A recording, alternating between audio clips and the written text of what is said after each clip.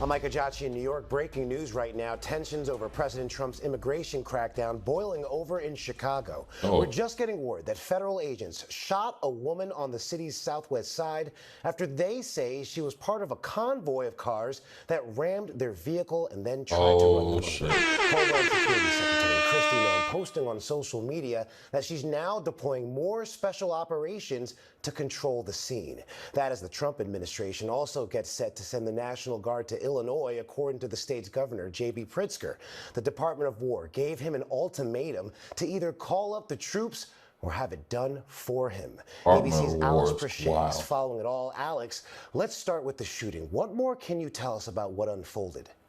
Yeah, Ike, so this is something that happened this morning for folks familiar with the Chicago area. This happened in the Brighton Park neighborhood. According to authorities, they say that Border Patrol was conducting a routine kind of route in that area when they say that they were boxed in by approximately 6 cars. They said the vehicles rammed in and boxed in these troops. And they said that once one of these vehicles attempted to run this Border Patrol agents over, that is when they opened fire. They said the person that they shot was a woman. She was someone that was known to CBP. She had been in a bulletin, and they were aware of postings that she had made online, urging folks in that neighborhood to attack agents.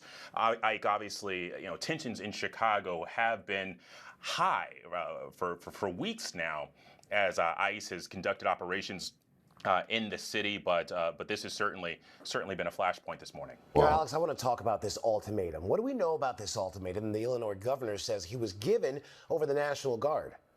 Yeah, well, so we know that troops are going to be using Chicago's naval station in Great Lakes. About 300 federal agents are using North Chicago's naval station as a logistical hub for these ramped up operations. President Trump says a surge in immigration enforcement activity in Chicago is all about getting out dangerous criminals in the street. But obviously, that has been something that's been met with a lot of resistance by protesters there in the city. You've seen it kind of spill over this morning in that incident of violence, but it appears as of right now, as you're looking at these images of tear gas that are canisters being shot in the city there as protesters are being urged to disperse and ordered to disperse.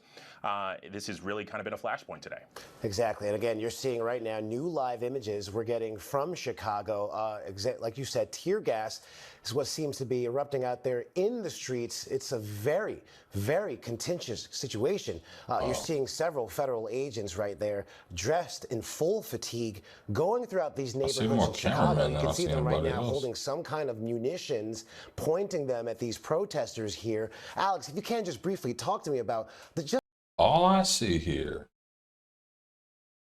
are cameramen and the National Guard. So who are they dispersing? Interesting.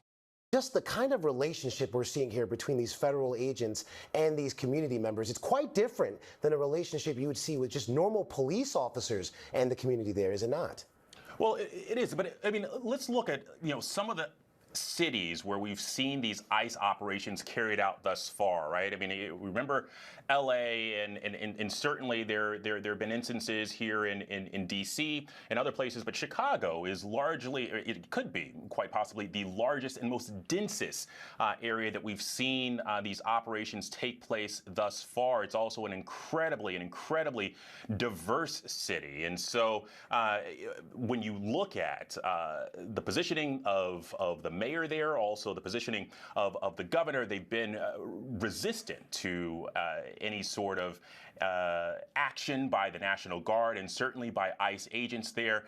But we've also seen citizens take to the street and protest, as we've seen some of these raids carried out on the southern and western portions of the city in recent weeks. And today, obviously, that flashpoint where, again, you have this individual, this woman, who was a part of a intelligence bulletin. She was someone that was known to authorities as a potential as a potential person of violence. When they say They're this ain't saying our that, fight, well, this she ain't was a our part fight. of this group of what appears to be an organized action of these 10 cars roughly ramming these agents, which ultimately resulted in a police involved or an authority involved shooting here.